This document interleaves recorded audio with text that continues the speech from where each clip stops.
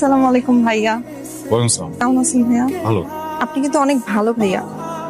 Thank you. আপনি কিন্তু খুবই ভালো ভাইয়া, জি, থ্যাংক ইউ। কিন্তু জোশ আছেন ভাইয়া। জোসনা, আমি আমরা সবাই জানি আপনি এই যে ভাইয়া ক্যাম্পাসের টিচার স্টুডেন্ট সবার আপদ বিপদে অনেক হেল্প করেন, সবার পাশে দাঁড়ান, এই ব্যাপারটা কিন্তু খুবই ভালো ভাইয়া।